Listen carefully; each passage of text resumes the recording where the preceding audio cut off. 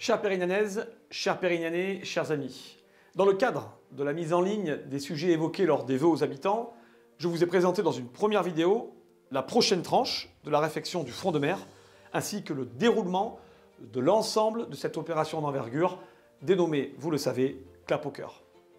Entretenir, rénover ou renforcer nos infrastructures constitue un autre volet de notre politique.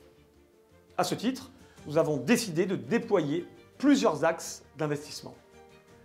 Le premier axe de développement a pour but de répondre à la problématique d'accès aux soins qui affecte notre commune depuis trop longtemps. Il s'agit de la création d'une maison de santé.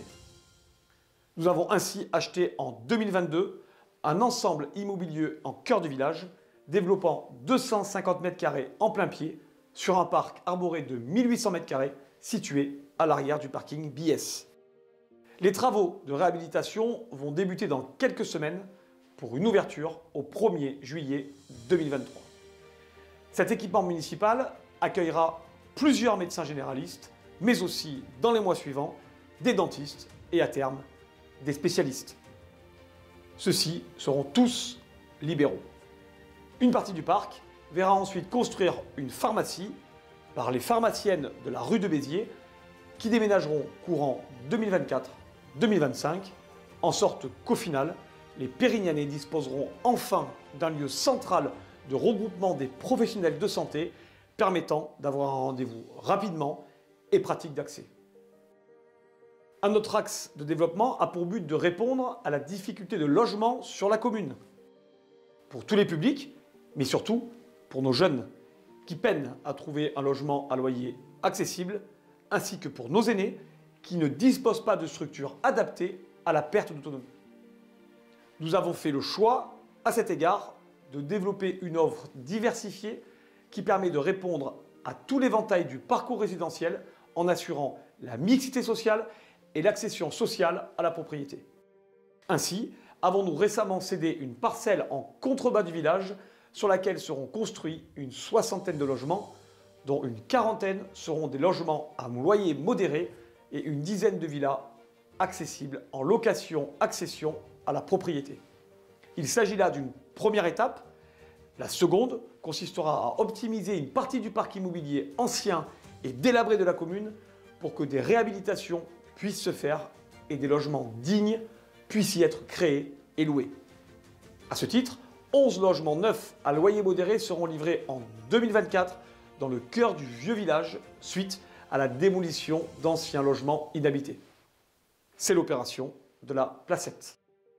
Dans cette volonté de pouvoir offrir un logement pour tous, nous soutenons également deux projets de construction de résidences seniors ou autonomie, une sur le village et l'autre sur Saint-Pierre. Dans ces logements adaptés pour nos seniors, des prestations spécifiques pourront être proposées afin de garantir un maintien à domicile le plus longtemps possible, comme de l'ergothérapie, de la kinésithérapie ou encore de la blanchisserie. Construire, oui, mais pas n'importe où, pas n'importe comment et pas pour n'importe quel intérêt. Nous avons ainsi clôturé la ZAC du Moulin qui envisageait la construction sur 14 hectares de 300 logements, dont 100 logements sociaux. Nous avons également réduit les hauteurs des futures constructions et venons de lancer une révision globale, laquelle déterminera les quelques poches d'urbanisation future strictement nécessaires à nos objectifs d'un logement pour tous. Un autre axe consiste à entretenir et rénover les infrastructures routières de la commune, dont certaines sont dans un état particulièrement dégradé. À cet égard, nous avons déjà rénové le chemin du Choulet, le haut de l'avenue des Garrigues, la rue des Gravelots et la rue des Barris. Viendra le tour en 2024 de la restructuration complète de l'avenue de Valmy et de l'avenue du Stade. L'avenue François Mitterrand, la rue de la Roquette, la rue du Dimet et bien d'autres encore sur le village, sur Saint-Pierre, sur les cabanes, feront également l'objet d'une réfection. Les infrastructures sportives ont également été renforcées par la création d'un city-stade qui est venu s'adosser à la nouvelle Maison des Jeunes, laquelle a été recentrée au centre du village suite à la transformation de la maison d'habitation jouxtant la piscine communautaire. Pour répondre aux besoins de nos sportifs, nous engagerons également la rénovation du stade de l'Étang, ainsi que la création d'un nouveau court de tennis sur Fleury. Côté port, nous avons effectué l'année dernière un curage du petit port et venons de remplacer le ponton d'entrée dans le grand bassin, ce qui a permis de faire entrer 12 nouveaux bateaux dans le grand bassin. La Maison du Peuple, devenue au fil des ans une véritable passoire énergétique, où les normes élémentaires d'accessibilité n'existent pas, sera également rénovée. Il faut savoir par exemple qu'il est actuellement impossible de célébrer des mariages dans la salle des mariages lorsqu'un des époux ou un des membres de la famille est une personne à mobilité réduite. Ceci du fait de l'absence d'ascenseur. Il est déjà arrivé que des mariages soient ainsi célébrés à l'accueil d'une façon tout à fait indigne d'une mairie. En parallèle, une maison des associations et une école de musique seront créées par fusion de la maison Vigneronne avec la maison Moulinier que nous avons acquis en 2021.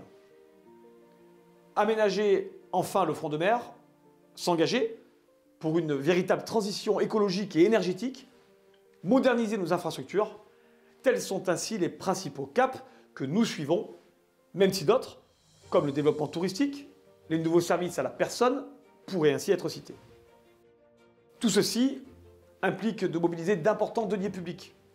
Mobilisation qui repose exclusivement sur notre gestion budgétaire et financière efficiente et notre stratégie partenariale, comme je vous le présenterai dans une prochaine intervention.